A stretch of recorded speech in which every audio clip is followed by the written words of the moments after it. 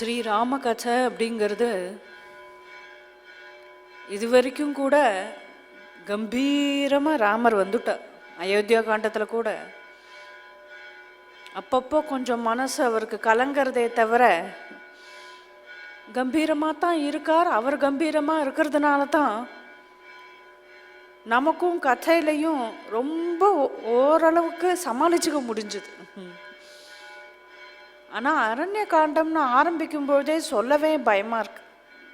ஏன் அப்படின்னா, எப்பேற்பட்ட கம்பீரமான ஸ்ரீராமருடைய ஹிருதயம், அப்பேற்பட்ட ராமரே தீனமான நிலையில் அழுது புலம்பிண்டு இருக்கார் அப்படின்னு இருக்கச்ச அதை நம்மளால் தாங்கிக்க முடியல. ஒரு பக்தனா பகவான் படுற கஷ்டத்தை எப்படி தாங்க முடியும்? கருணரசம் நிரம்பினதாக இருக்கு. பொதுவாக ஸ்ரீமத் ராமாயணத்தில் ஆரம்பத்திலேயே சொன்னார், ரசைஹி ஸ்ருங்கார கருணை அப்படின்னு. எல்லா ரசங்களுமே ஸ்ரீமத் ராமாயணத்தில் உண்டு அப்படின்னு. பொதுவாக எந்த ஒரு காவியமே காவியம்னு எடுத்தாக்க ஸ்ருங்கார ரசத்தை தான் முக்கியமாக வைப்பா கவிகள் எல்லாம். ஸ்ருங்கார ரசமும் ரெண்டு டைப்பாக இருக்கு. ஒன்று சேர்ந்து இருக்கிற ஸ்ருங்காரம், இன்னொன்று பிரிஞ்சு இருக்கிற ஸ்ருங்காரம். விப்ரலம்ப ஸ்ருங்காரமும் ஸ்ருங்காரம் தானே.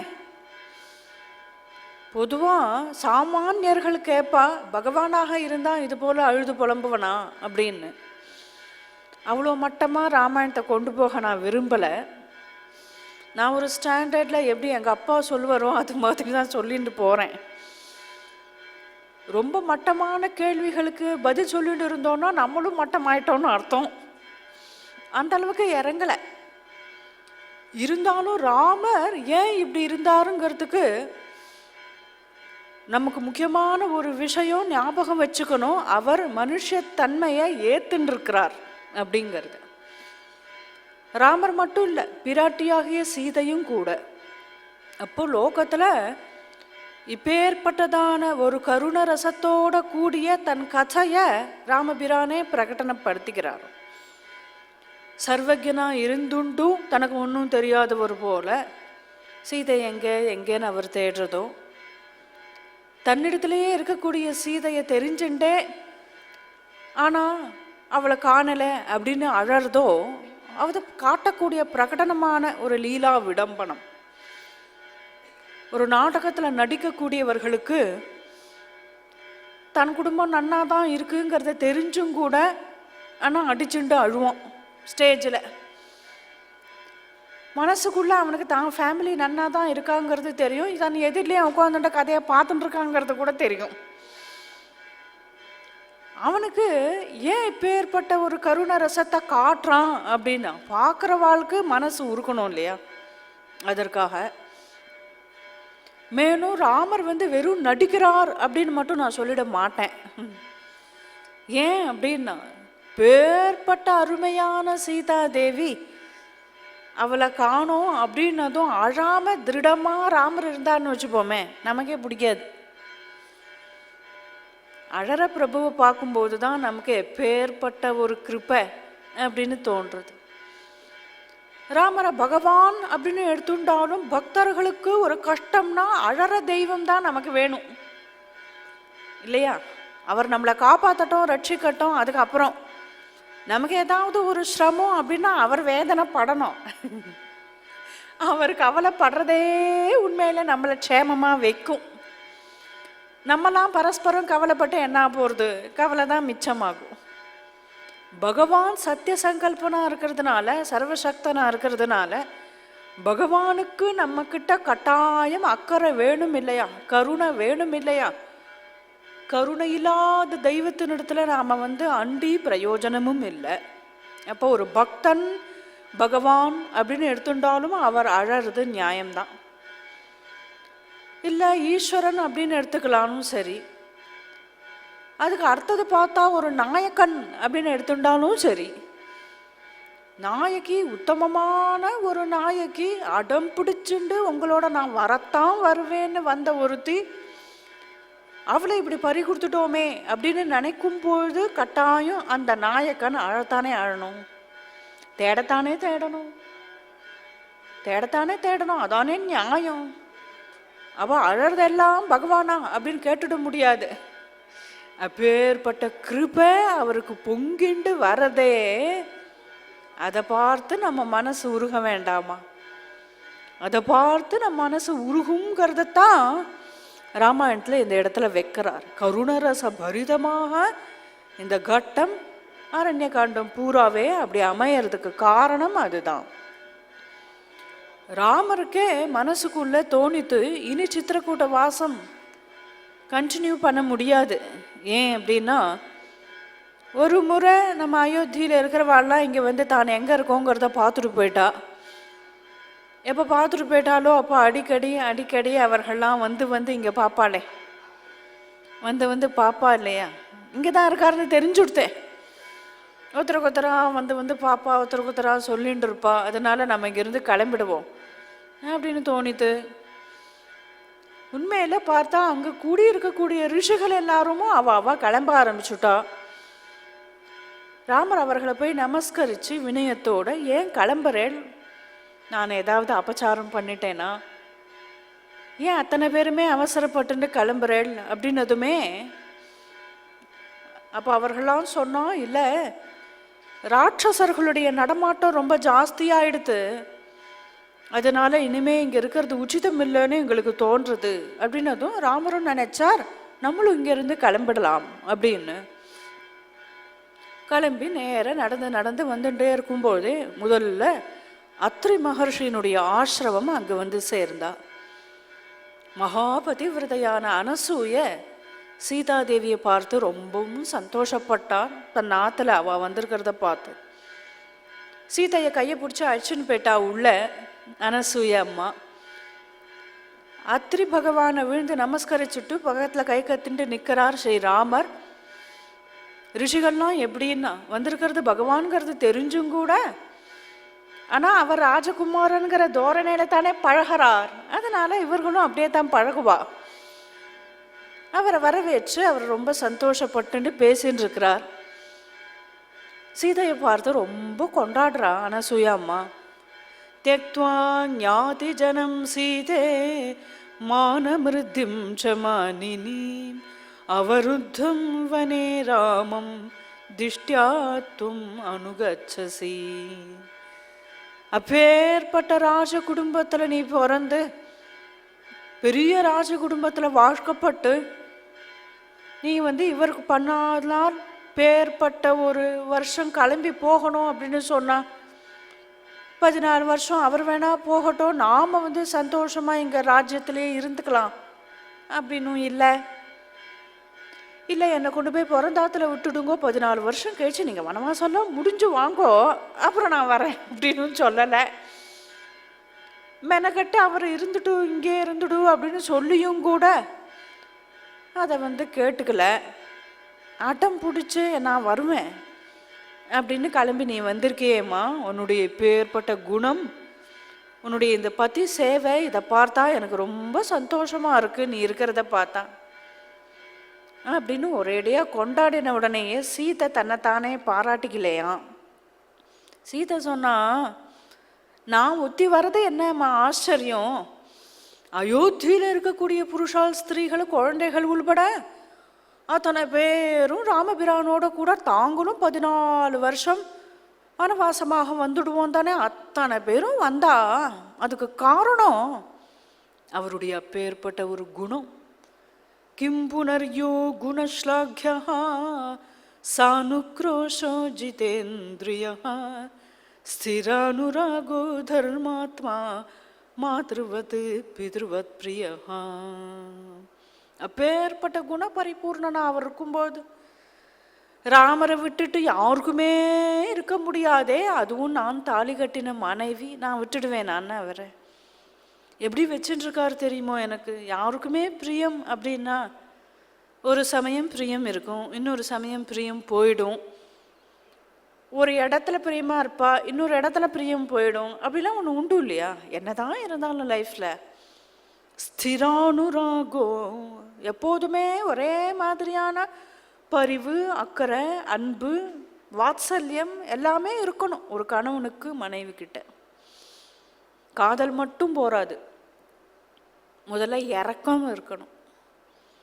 தன்னுடைய இப்பேற்பட்ட குடும்பத்தை விட்டுட்டு என்னை நம்பி வந்திருக்கிறாளே, அவளை நன்னா பார்த்துக்கணும் அப்படிங்கிற ஒரு எண்ணம் இருக்கணும், இரக்கம் இருக்கணும், கருணை இருக்கணும், அன்பு இருக்கணும், பரிவு இருக்கணும், யாரிடத்துலையும் விட்டு கொடுக்காத தன்மை வேணும். என்னை அப்பா அம்மா எப்படி வச்சு என்னை ரட்சிச்சாலும் அது போலனா என்னை அவரை பார்த்துக்கிறார். மாதృవత్ பித்ருவத் பிரியா, அவர் அப்படி இருக்கும்பொழுது நான் எப்படி அவரை விட்டு இருப்பேம்மா, அவருடைய குணம்தான் அப்படின்னு திருப்பி விட்டுட்டான். சரி சீதை, எனக்கு உன் கல்யாணத்துக்கே வரணும்னு ரொம்ப ஆசை. ஆனால் வாசலில் உட்காந்துட்டுருக்காரு இந்த தாத்தா அத்ரி மகர்ஷி, அதான் போகலாம் கிடக்குன்னு இப்படியே என்னை வச்சுட்டு சொல்லிட்டு இருக்காரே தவிர உங்களை இன்னி வரைக்கும் எனக்கு காட்டலை, அந்த குழந்தைகள் தானே வருவா அப்படின்னு விட்டார். இன்னைக்கு தான் நீங்கள் தானே வந்திருக்கேன், எனக்கு கல்யாணம் கதையெல்லாம் சீதை சொன்னேன் அப்படின்னு கேட்டதும் சீதைக்கு ஒரே குஷி. வால்மீகி சொல்லாத கதையெல்லாம் கூட இங்கே சீதை தன்வாயான சீதா கல்யாணத்தை சொல்கிறான். தான் எப்படி பிறந்தேன், எப்படி வளர்ந்தார், எல்லா கதையும் சொல்லி தனக்கு எப்படி கல்யாணம் நடந்தது எல்லாத்தையும் சொன்னதும் அனசூயா அம்மா ரொம்ப சந்தோஷப்பட்டா. மகா தபஸ்வினி, மகா பதிவிரத, சங்கல்ப மாத்திரேன எல்லா திவ்யமான ரத்னங்கள் ஆபரணங்கள் எல்லாத்தையும் வர வச்சுட்டா. விலையுறந்ததான பட்டு புடவை, அந்த காலத்து பட்டு புடவை நம்ம பாட்டி அவெல்லாம் கட்டின்னு பார்த்துருப்போம்ல, தூக்கவே முடியாது, ஒரிஜினல் தங்கத்தினால வேந்திருப்பா. அது மாதிரி ஒரு புடவையாக அதை எடுத்து அழகாக தன் கையாலேயே சுற்றி விட்டு கட்டி குட்டி சீதைக்கே எல்லாம் அலங்காரங்கள்லாம் பண்ணி பார்த்து ஆனந்தப்படுறா. சீதையை பார்த்து சொல்கிறா, எனக்கும் அனுஷ்டானத்துக்கு டைம் ஆயிடுத்துமா, நீ போய் சீத்தை ராமர் பக்கத்தில் நின்றுண்ட அப்படின்னு சொன்னால் உங்கள் ரெண்டு பேரையும் ஜோடியாக பார்த்தேன்னா மகாலட்சுமியும் பெருமாளுமே தான் அம்மாத்துக்கு வந்திருக்கா அப்படின்னு பார்த்து நான் சந்தோஷப்படுவேன், நீ போய் அவரோட கூட நின்றுக்கோ அப்படின்றா பாருங்க. சீதை சின்ன குழந்தை, ராமரும் ரொம்ப சின்ன புள்ள தான் அனசூயைக்கு. ஏன்பா ராமா இங்கே வா அப்படின்னு கூப்பிடலாமோ இல்லையோ, எப்படி பழகிறா பாருங்களேன். ஏதோ தசரதன் புள்ள அப்படின்னு பார்க்கல, சாட்சாத் பகவான் அப்படின்னு பார்க்குறான். ரெண்டு பேரும் இங்கேருந்து போனதும் ராமர் பார்த்தார், ரொம்ப சந்தோஷப்படுறார். ஏன் இதெல்லாம் வாங்கிட்ட அப்படின்னு கேட்கக்கூடாது இல்லையா, அனசூயைக்கு மனசு வருத்தப்படுமே. ரொம்ப அழகாக அலங்காரம் பண்ணி விட்டுருக்காளேம்மா, பார்த்தியா, ராஜ்யத்திலேயே இருந்தால் இந்த பாக்கியம்லாம் உனக்கு கிடைச்சிருக்குமா, வனவாசம்னு வந்தையோ உனக்கு இப்போ ஏற்பட்ட மகா பதிவிரதையோட ஆசீர்வாதம் கிடைச்சது அப்படின்னு ராமரும் கொண்டாடுறாராம்.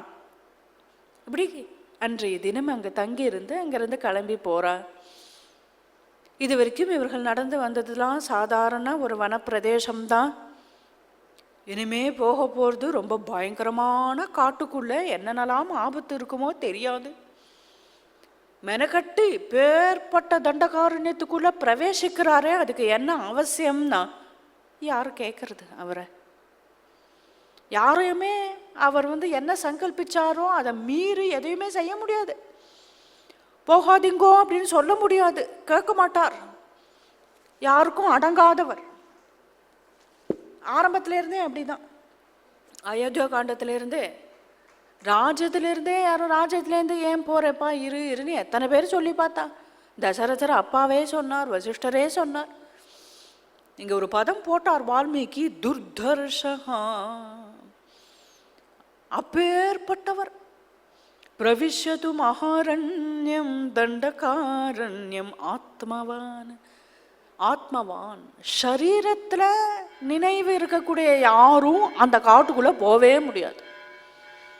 சரீர ஸ்பிருக, உடம்ப பார்த்துக்கணும், நல்லபடியாக இருக்கணும்னு நினச்சோன்னா தப்பி தவறி கூட அந்த காட்டுக்குள்ளே போயிடக்கூடாது. அப்பேற்பட்ட பயங்கரமான காட்டில் இவர் போறாரே, காரணம் என்னன்னு, இவருக்கு சரீரத்தில் அபிமானம் இல்லை, ஆத்மவான். அதனால தான் நுழையிறார் அப்பேற்பட்ட அரண்யத்துக்குள்ள. அரண்யத்தில் நடக்கக்கூடிய கதைகள் அதை சொல்றதுனாலேயே அரண்ய காண்டம் இல்லையா. அயோத்தியாவில் நடக்கக்கூடிய கதைகளை சொல்லக்கூடியது அயோத்தியா காண்டம். இப்படி பிரவேசிக்கும் போது அங்கே இருக்கக்கூடியவர்களான ரிஷிகள் எல்லாம் எப்படி இருக்கான்னா, அவர்கள் பேர்பட்ட திவ்ய ஞான திருஷ்டி உடையவர்கள். திவ்ய ஞானோபபன்னாஸ்தே ராமம் திருஷ்டுவா மஹர்ஷயः. அப்பேற்பட்ட ஞான திருஷ்டி உடையவர்களான ரிஷிகள் பல பேர் இருக்காங்க. சில பேர் எல்லாம் ஜலஸ்தம்பம் பண்ணி கொண்டு ஜலத்துக்குள்ளே உட்காந்துண்டு தபசு பண்ணுறா. சில பேர் மரத்தினுடைய உச்சியில் இருந்துண்டு அங்கேயே வவ்வால் மாதிரி தொங்கிண்டு தபஸ் பண்ணின்னு இருக்கான். சில பேர் அக்னி மூட்டி கொண்டு பஞ்சாக்னி மத்தியில் உட்காந்துண்டு சுடும் வெயிலில் தபசு பண்ணின்னு இருக்கா. சில பேர் ரூபமே தெரியல, ஆனால் தபசு பண்ணுறது தெரியறது, அவர்கள் அங்கே இருக்கா அப்படிங்கிறது. ராமர் அழகான ஒரு தட்டாக்கம், அந்த தட்டாக்கத்தை தாண்டி போகும்போதே உள்ளே இருந்து சப்தம்லாம் கேட்கறது. ஏன்னா அங்கே ஏதோ ஒரு தபஸ்வி இருக்கார், அவருடைய ஒரு சித்தி அது. கந்தர்வ வித்யாதரர்கள்லாம் வந்து அங்கே சங்கீதங்கள்லாம் பாடுறோம், அது போல் வாத்திய கோஷங்கள்லாம் கேட்கறது. எப்படி ரிஷிகளெல்லாம் அங்கே கூடி இருக்காளோ அதுபோல் ராட்சச சஞ்சாரமும் நிறையவே உண்டு அங்கே. அப்படி ஆச்சரியமான பயங்கரமான இந்த காட்டுக்குள்ளே பிரவேசிச்சு போகும்போதே தபசுகளான ரிஷிகள் எல்லாம் நிறைய வருஷ காலம் தபசு பண்ணிட்டு நடுப்புற ஒரு பிரேக் எடுத்துப்பா. அப்புறம் 2-3 வருஷம் ஒரு பிரேக் எடுத்துட்டு விஸ்ராந்தி பண்ணிட்டு மறுபடியும் இந்த தபஸை தொடங்குவா. இப்போ இடைவெளியில் இருக்கு இல்லையா, அந்த சில வருஷங்கள் சாதாரணமாக ஆசிரமம் அமைச்சுட்டு ஒரு அக்ரஹாரமாக இருந்துட்டு ஒரு பிரேக்கில் இருப்பா. அதுபோல் இருக்கக்கூடிய ரிஷிகளும் இருக்கா. அவர்கள்லாம் ராமரை பார்த்தாலோ இல்லையோ ரொம்ப சந்தோஷப்படுறார்கள். ராமரை வந்து வரவேற்கிறார்கள். அத்தனை பேரும் நீங்கள் எங்கள் ஆசிரமத்துக்கு வரணும் அப்படின்னு கூப்பிடுறா. அவர்களை எல்லாரும் ராமரை பார்க்கும்போதே அவளுக்கு எப்படி இருக்குன்னா, ரூபசம்ஹனனம் லக்ஷ்மீம் சௌகுமாரியம் சுவேஷதாம் தத்ருஷுஹு விஸ்மிதாகாராः ராமஸ்ய வனவாசினः. ரூபசம்ஹனனம், எப்பேற்பட்ட ஒரு பரபிரம்மத்தை தியானம் பண்ணி கொண்டு அவர்கள் எல்லாம் கண்களை மூடி உள்ளத்தானே ஹிருதயத்தில் தியானம் பண்ணிட்டே இருக்கா பரபிரம்மத்தை. அத்தனை ரிஷிகள் இருக்காரே, அத்தனை பேரும் கண்ணை மூடி என்னத்தை தியானம் பண்ணிட்டு இருக்கிறாளோ, எப்போது ஸ்ரீராமர் இந்த தண்டகாரண்யத்துக்குள்ள தனது ஸ்ரீசரணத்தை எடுத்து வச்சாரோ உடனே அத்தனை பேருடைய ஹிருதயத்திலையும் கையில் கோதண்டமா ஜட்டா சீராதி தாரணம் பண்ணி கொண்டு விஷால வட்சஸ்தலத்தோட ஒரு மகாபுருஷன் வரது தெரியறது. அப்போ என்னன்னா, இவர்கள் இத்தனை நேரம் யாரை குறித்த தியானம் பண்ணிட்டு இருக்காளோ அதே பகவான் தான் இந்த ரூபத்தில் இருக்கிறாருங்கிறத காட்டுறார் இல்லையா.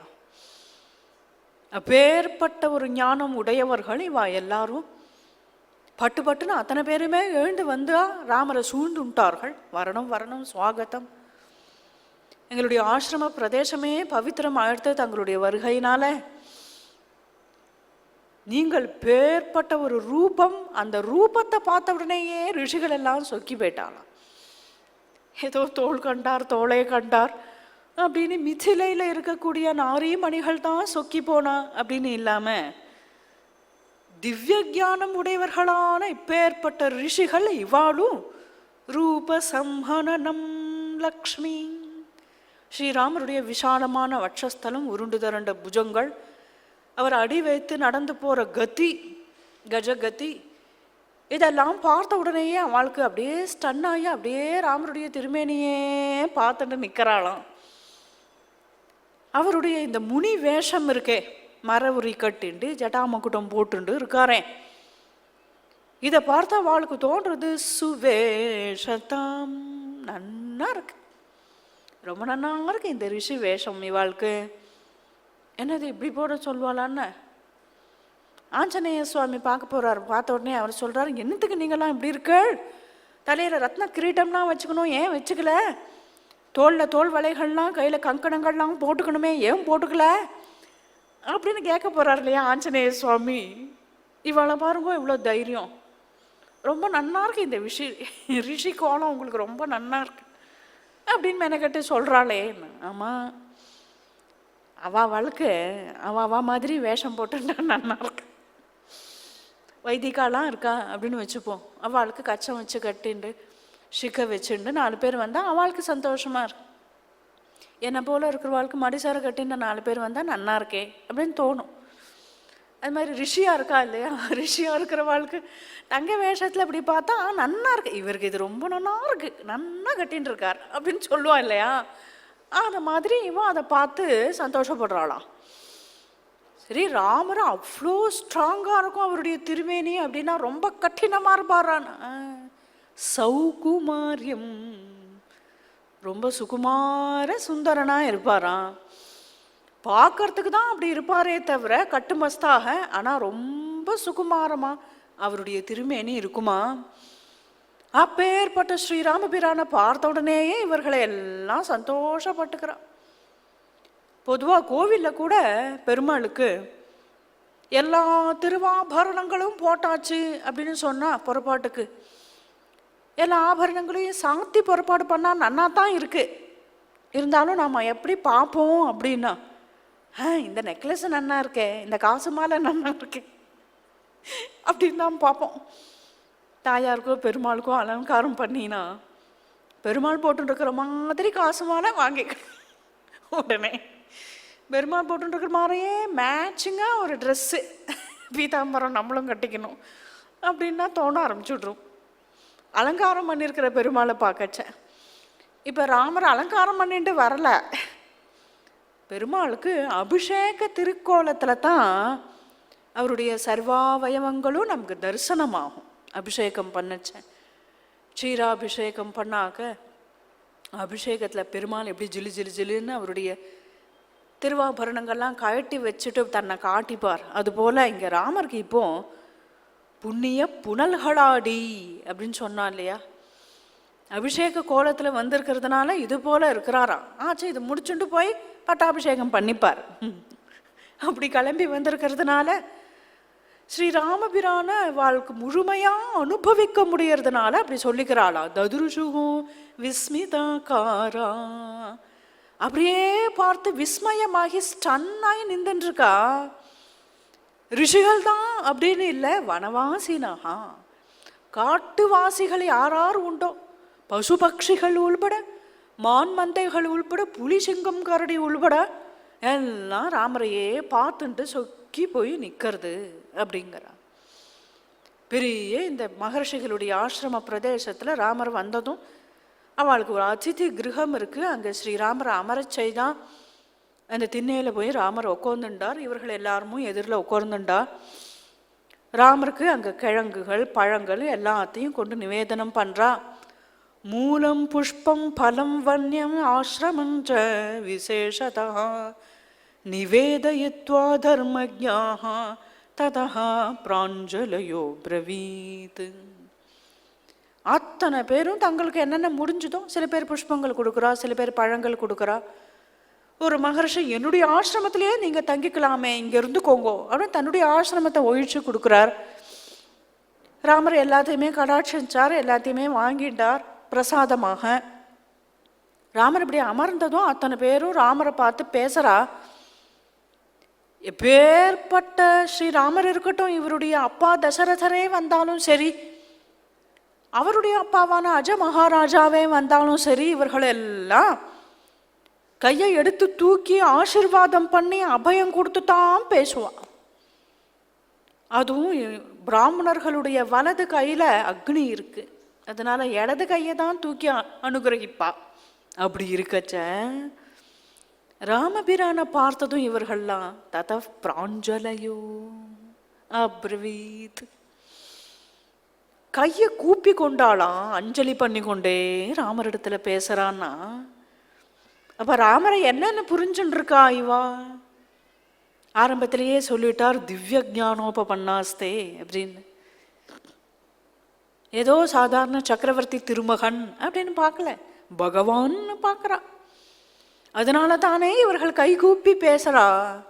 சொல்ல தொடங்கினா ராமரை பார்த்து ரிஷிகள் பண்ணக்கூடியதான சரணாகதி இது. ஞஸ்ததண்டா வயம் ராஜன் ஜிதக்ரோதா ஜிதேந்திரியாः ரட்சிதவ்யாஸ்த்வயா சஸ்வத் கர்ப்பபூதாஸ்தபோதனாः ந்யஸ்த தண்டா வயம் ராஜன். நாங்கள் இந்திரியங்களை ஜெயிச்சுட்டோம், காம கோபாதிகளை எல்லாத்தையுமே ஜெயிச்சுட்டோம். அதனால தண்டிக்கத்தக்கவர்களான ராட்சசர்களை கூட தண்டிக்கணும்னு நாங்கள் நினைக்கல. ஏன்னா நீங்கள் தான் ரட்சிக்கிறதுக்கு இருக்கல. ரட்சிக்கிறதுக்கு நீங்கள் இருக்கச்ச நாங்கள் என்னத்துக்கு எங்களை ரட்சிச்சுக்கணும்? எப்போதுமே பெருமாள் நம்மளை ரட்சிக்கணும்னு தான் நினைக்கிறார், கைவிடணும்னு யாரையுமே பகவான் நினைக்கிறது இல்லை. ஆனால் நம்ம என்ன பண்ணுறோம், நமக்கு நம்மளே ஒரு பிளான் போட்டு வச்சுருக்கோம். நம்ம பிளான் போட்டு வச்சுட்டு அவர் ஒழுங்காக அனுகிரகம் பண்ண விடாமல் நம்ம புடிவாதமாக நம்மளே பார்த்துக்கலான்னு இருக்கும்பொழுது அவர் என்ன நினைக்கிறார், நான் அவனை பார்த்துக்கிறானே, அவன் முடியாட்டா தானே நான் பார்த்துக்கணும், அவனே பார்த்துக்கிட்டோம் போ அப்படின்னு அவரும் லேசாக விட்டுடுறாராம். அதனால நம்ம என்னன்னா, ஆனாலப்பட்ட திரௌபதிக்கு 2 கையையும் தூக்க முடியல பார்த்தேளா? இந்த துஷாசனன் துகில் உரியும்போதே 2 கையையும் தூக்கி பரிபூர்ண நம்பிக்கையோட கோவிந்தான்னு கூப்பிட்டப்போ ரட்சிக்கவே ரட்சிச்சான். இருந்தாலும் அதுக்கு வரணும், பக்குவம் வரணும். அது லேசில் வந்துடாது இல்லையா? அப்பேற்பட்ட பக்குவமுடையவர்களான ரிஷிகளாக இருக்கிறதுனால இவன் ஆரம்பத்திலேயே சொல்கிறான், ந்யஸ்த தண்டா வயம் ராஜன். நாங்கள் எப்படி இருக்கோம் அப்படிங்கிறதுக்கு ஒரு எக்ஸாம்பிள் சொல்கிறா. கர்ப்பபூதா ஸ்தபோதனாஹா, கருவிலேயே இருக்கக்கூடிய ஒரு சிசு எப்படி இருக்குமோ அது போல கிடக்கும்.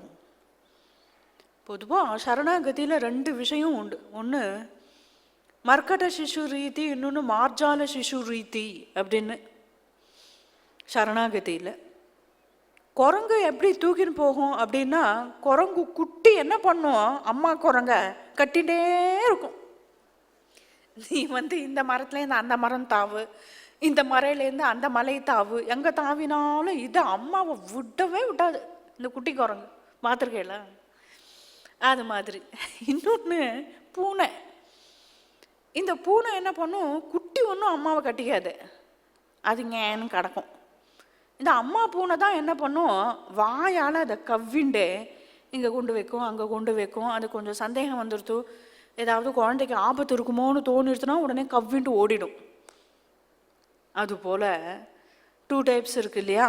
ஒன்று பகவானை நாம் கட்டியமாக பிடிச்சிக்கிறது, நம்மளாக பிடிச்சிக்கிறது குரங்கு குட்டி மாதிரி. இன்னொன்று பகவான் நம்மளை பிடிச்சிக்கிறது, நம்மளை பகவான் பிடிச்சிட்டு நம்மளை அவன் கவ்விண்டு இருக்கிறது. 2 இருக்குது, 2 விதமான சரணாகதி. அது 2த்தையுமே சொல்லலை இங்கே. வயிற்றில் இருக்கக்கூடியதான சிசு போல, கர்ப்பத்தில் இருக்கக்கூடிய சிசு போல அப்படின்னுட்டா. இவள் கர்ப்பத்தில் பிறந்த குழந்தை வேணா அழுதா என்னன்னு பார்த்து கவனிக்கலாம், அதுவும் பால் வேணும்னா அம்மா பசிக்கிறதுன்னு கேட்கும், பேச துண்ணா. வயிற்றில் இருக்கக்கூடிய குழந்தை என்னத்தை கேட்கும்?